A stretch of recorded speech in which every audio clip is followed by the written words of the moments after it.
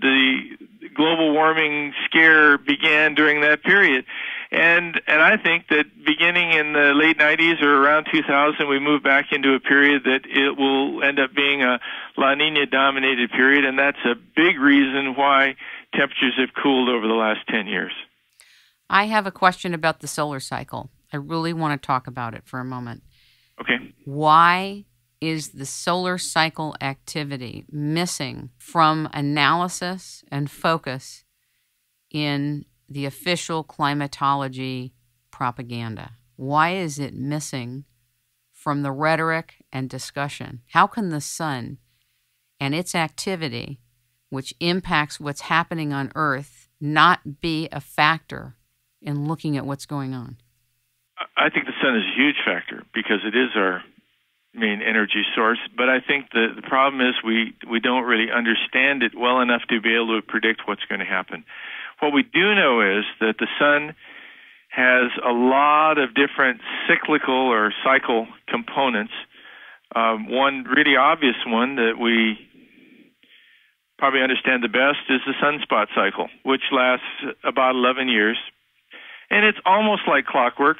It varies a little bit in length, but it's pretty much 11 years. But the amplitude or the number of sunspots varies from one cycle to the next. Now, generally speaking, the more sunspots, the stronger the radiation and the warmer the Earth tends to be. And certainly the 20th century, especially the latter part of the 20th century, was characterized by pretty active sunspots, active solar cycle, and that did coincide with the warming, and I don't think that was a coincidence. Colder periods in the past, like the one around 1800, were periods with very few sunspots, and so there tends to be a cause and effect relationship. But there are other cycles that we see. There's one that's 20 to 25 years long. That's a cycle in the sun's magnetic field.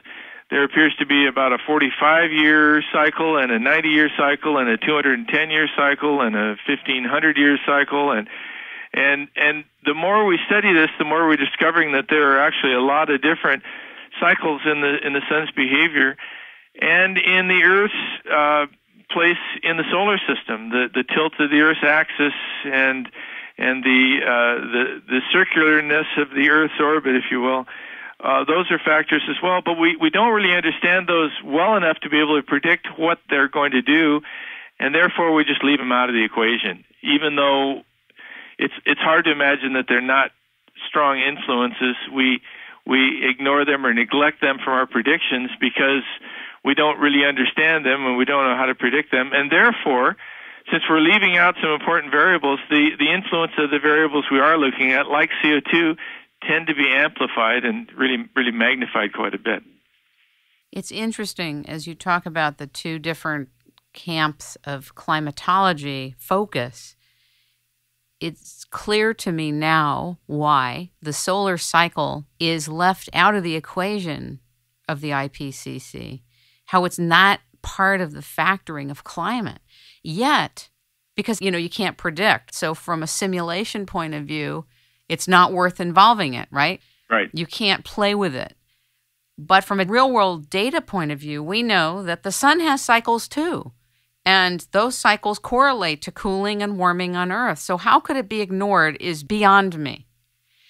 But I know it's critical, and it's more critical than most of the public and environmentalists really understand. And I have another question for you, which is, if you had $2 billion and you had an opportunity to educate the public on what they need to know in order to discern for their own self the skinny on climate, what would you do? You have $2 billion, and you don't have to worry about getting grants from people that are going to obstruct your ability to speak truthfully.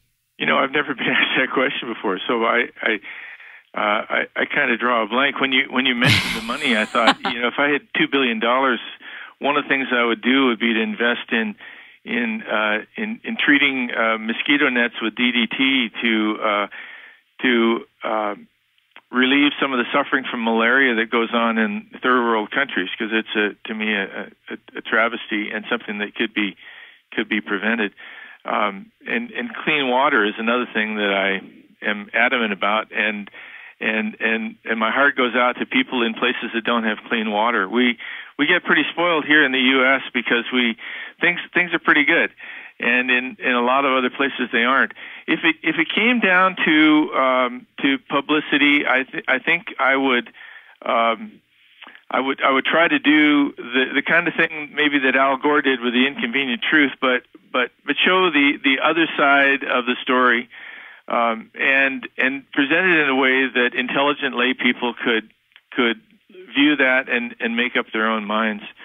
Richard Lindzen, who's been a climate skeptic, one like me who believes that human influences have a small effect on climate, is a professor at MIT in atmospheric sciences, and his viewpoint, and he stated this, really parallels my own. He said when I give a talk to just kind of ordinary folks, intelligent lay people, they tend to agree with me on this issue. It's the really smart people that tend to disagree. He said if I try to talk to my colleagues at MIT about this, they tend to disagree with me. But he said just the ordinary people and not the overeducated people seem to get this pretty well, and that's been my experience as well. People will say to me when I give a public talk, I think this is great, but I've never heard this before. Why haven't I heard this before? But it makes sense to me.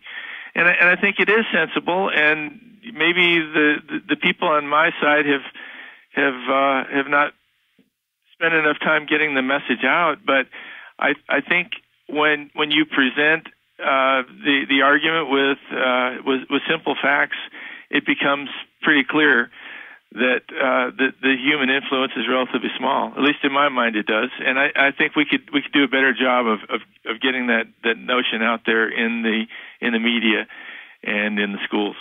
Part of the complexity of speaking out about this is that one is immediately put into this anti-environment gestalt, which isn't true. But there's a psychology and a mindset that's now been prepared by the mainstream media that if you don't agree with the official story, propaganda, the declaration of this said condition, you're crazy, you're fringe, you're not reality-based, you're against the environment, you're a person who's into ecocide. I mean, the distortions are many. Well, or you're in the employ of big oil, and I have been accused of that. It was ironic in my years at Oregon State University, being a bicycle rider, and for many years I didn't have a car. My wife and I shared one, and she would drive it because she's a school teacher and needed the car. But I rode a bicycle every day, and yet people would accuse me of being in the employ of oil companies, and I never have been. They would accuse me of being anti-environment, and yet these were people that drove cars and I didn't. And I almost hate to use this on your show, but there were people that were calling me a fossil fuel whore, and I questioned that, and they said, well, why else would you have this point of view except that the oil companies are paying you to say it? It's like if you have a certain opinion that differs from the rank and file, then it means you're being paid off by somebody, and I really resented that. It was very unfair and certainly untrue. And yet, it speaks to the very divisive nature of this issue and the emotions attached to it, and the difficulty that people have in changing their mind about something that they believe passionately about. Well, I want you to know I have changed my whole mindset about this, mostly by doing 15 shows on this and doing tons of groundwork on it and research and really putting the pieces together of not just what is being said, but how everybody came to what they're saying. Understanding that there's simulators and then there's the real world data people. And once you understand the distinction, then you understand what's driving the conversation, what's driving the propaganda, what's driving mainstream media about this. The other thing that's very insidious and complex for the average person is when the average person sees celebrities, politicians, leaders of countries start to get on the bandwagon of something that they themselves haven't done the homework to really look at. it's very disconcerting. And since many people are, how do you say, influenced by celebrity, you have Richard Branson laughing in the face of anybody who disagrees with this.